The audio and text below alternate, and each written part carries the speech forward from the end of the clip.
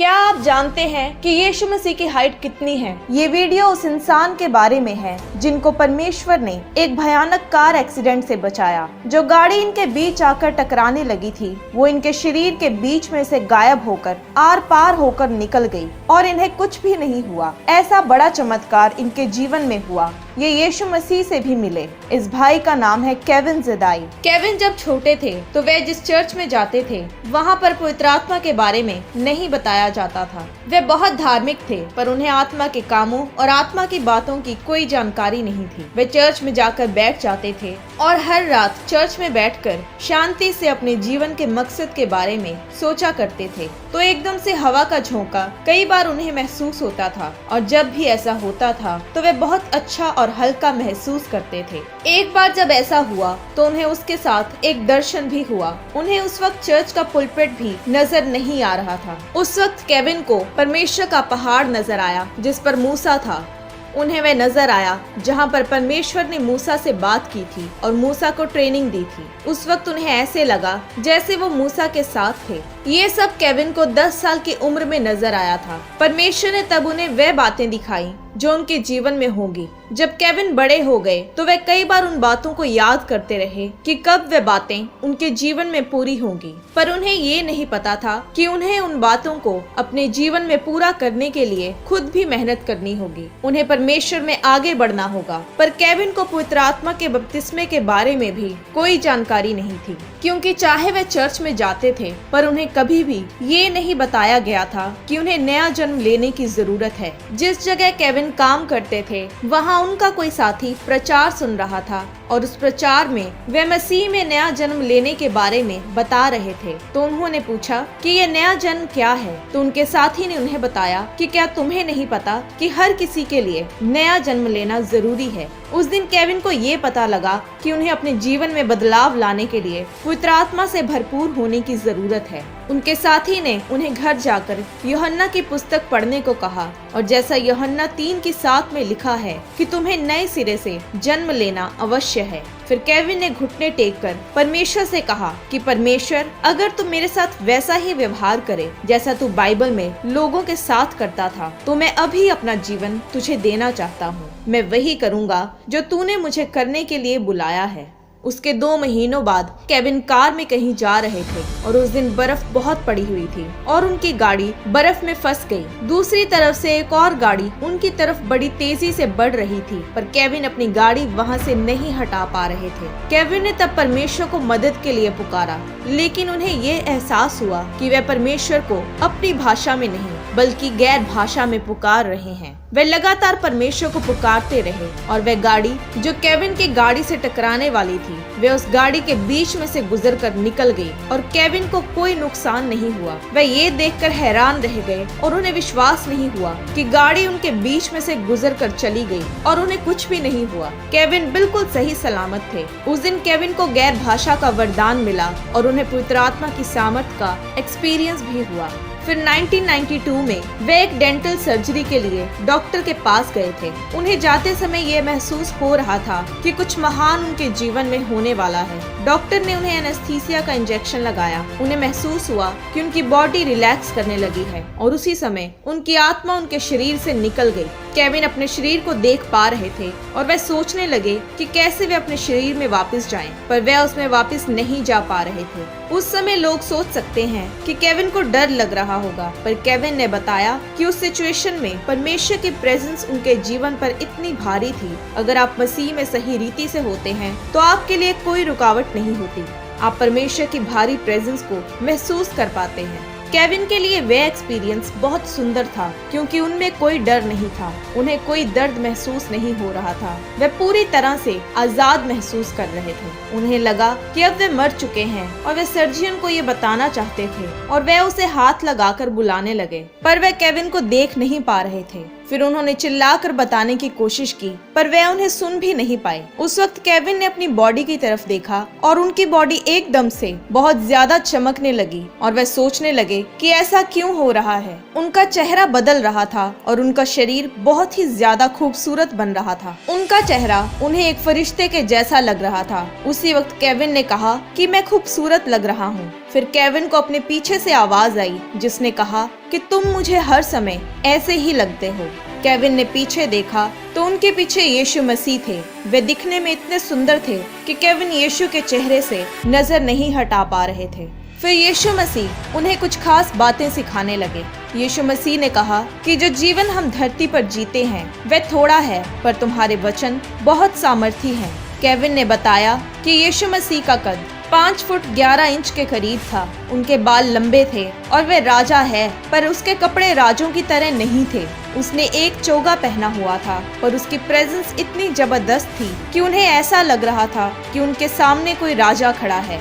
यीशु मसीह ने अपने राज्य के बारे में बात की और केविन को बताया कि कैसे वह भी परमेश्वर के राज्य के हिस्सेदार है। यीशु मसीह ने कहा कि मत्ती की पुस्तक 12 अध्याय की 36 आयत में मैंने कहा कि जो जो निकम्मी बातें मनुष्य कहेंगे न्याय के दिन हर एक बात का लेखा देंगे। और जब मैंने ये बात कही तो मेरा कहने का मतलब भी यही था जैसा लिखा गया है। फिर यीशु मसीह ने केविन को बताया कि कैसे वे अपने शब्दों को लेकर लापरवाह रहे हैं, क्योंकि लोग कई बार कुछ बातें बोल देते हैं और फिर उसके बाद वे उन बातों को बोलकर पछताते हैं। फिर यीशु मसीह ने कहा कि तुम्हें अपने मुंह से अपनी मंजिल को बोलना है, तुम्हें अपने मुंह से वह बोलना है जहां तुम जा रहे हो। यीशु मसीह हमारा बहुत ख्याल रखते हैं, जैसे उन्होंने केविन को भी बताया कि कैसे उनके जीवन में अब तक कई उतार चढ़ाव आए हैं। वे अपनी मंजिल को अपने मुंह से नहीं बोल रहे थे, वे अपने मुंह से कुछ भी बोलते जा रहे थे। फिर यीशु मसीह ने उन्हें संसार की रचना के बारे में बताना शुरू किया कि कैसे परमेश्वर ने शब्दों को जीवित किया और कैसे उसके हुक्म से सब कुछ बना। यीशु मसीह ने केविन से कहा कि जब तुम्हारा दोबारा जन्म हुआ तो परमेश्वर की आत्मा जो तुम में वास करती है उसने तुम्हें नया बनाया है। तुम अब नई सृष्टि हो और अब जब तुम्हारी आत्मा नई है तो जो तुम शब्द बोलते हो वे तुम्हारी आत्मा से होने चाहिए। अगर तुम पहाड़ों को हिलाना चाहते हो, आज लोग अपनी जिंदगी में मुश्किलों के पहाड़ों को इसलिए नहीं हिला पाते क्योंकि लोग अपनी आत्मा से नहीं बोलते। यीशु मसीह ने कहा कि जैसे मैंने कहा कि जो कोई इस पहाड़ से कहे कि तू उखड़ जा और समुद्र में जा पड़ और अपने मन में संदेह ना करे वरन प्रतीति करे कि जो कहता हूँ वह हो जाएगा, तो उसके लिए वही होगा। यानी जब आप विश्वास रखें कि जो भी आपके मुंह से निकला है वो पूरा होगा तो आपके लिए वैसा ही होगा। कोई फर्क नहीं पड़ता कि आपके दिमाग में क्या बातें आ रही हैं, पर अगर आप विश्वास रखें तो ये आपकी आत्मिक एक्सरसाइज है। यीशु मसीह ने फिर कहा कि जब आप आत्मा में प्रार्थना करते हैं, जब आप सही शब्दों को बोलते हैं, तो उस समय शैतान भी आपको सुन रहा होता है। तो आपको अपने मुंह से विश्वास के शब्द बोलने हैं। तो केविन को समझ आ गया था कि उन्हें अपनी मंजिल की तरफ ध्यान देने की जरूरत है। फिर यीशु मसीह ने कहा कि तुम्हारी आत्मा तुम्हारे लिए रुकावट बन रही है। यीशु मसीह ने केविन को उसकी आत्मा दिखाई जो कि रोशनी की तरह चमक रही थी और उसके ऊपर धार्मिकता का वस्त्र था, पर उसमें एक काले रंग का हिस्सा भी था।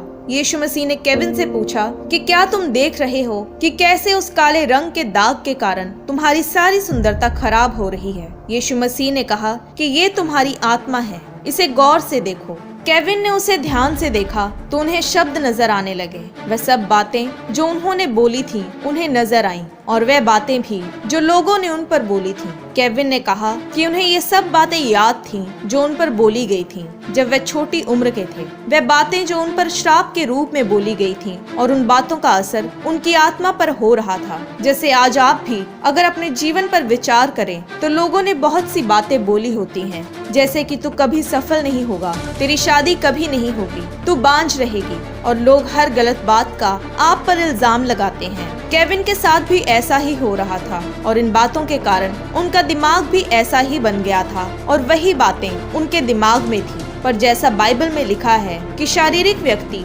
शरीर की बातों पर मन लगाते हैं, परंतु आध्यात्मिक व्यक्ति आत्मा की बातों पर मन लगाते हैं। पर जो शारीरिक दशा में है वे परमेश्वर को प्रसन्न नहीं कर सकते।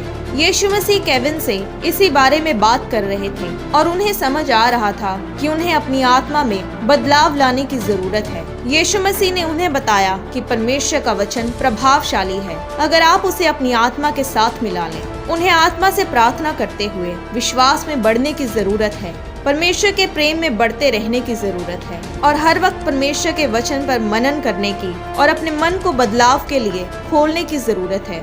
यीशु ने केविन को दिखाया कि कैसे एक मसीही होने के नाते वह एक सफल जीवन जी सकते हैं। जैसे कि उन्होंने यीशु की आंखों में देखा तो वह उसमें बाइबल के वचनों को देख पा रहे थे कि हम मसीह में कैसे हैं, कैसे हम उसके साथ आत्मिक जगहों पर बैठे हैं। यानी वे देख पा रहे थे कि कैसे एक विश्वासी होने के रूप में वे अब कितने सामर्थी हैं और परमेश्वर ने उन्हें कौन कौन से अधिकार दिए हैं। प्रभु यीशु मसीह ने उन्हें ये भी दिखाया कि कैसे शैतान लोगों के जीवन में काम करता है और कैसे लोग मसीह में होने के बावजूद अपने अधिकारों का इस्तेमाल नहीं करते और वह सोचते हैं कि वे हमेशा शैतान के जाल में फंसे रहेंगे।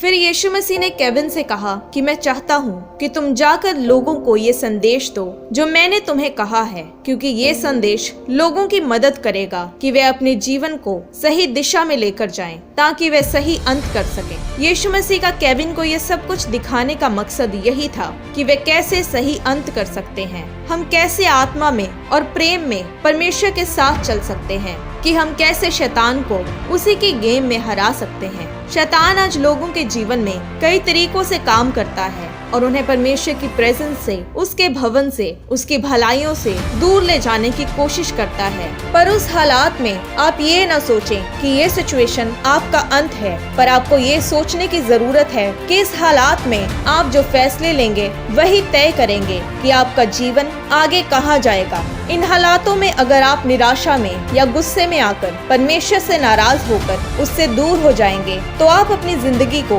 खुद ही खराब करके शैतान के हाथों में दे देंगे। पर अगर आप हर सिचुएशन में परमेश्वर की ओर बढ़ने का फैसला करते हैं, चाहे आपका जीवन कैसा भी क्यों ना हो, निराशा कैसी भी हो, कोई भी दुख या परेशानी हो, जिसने आपको बनाया है वह आपको अच्छी तरह से जानता है। वह आपके जीवन के हर हालात को बदलने की और सुधारने की सामर्थ्य रखता है। आपको सिर्फ अपना ध्यान परमेश्वर की ओर रखना है और फिर परमेश्वर भी आपका ध्यान रखेगा।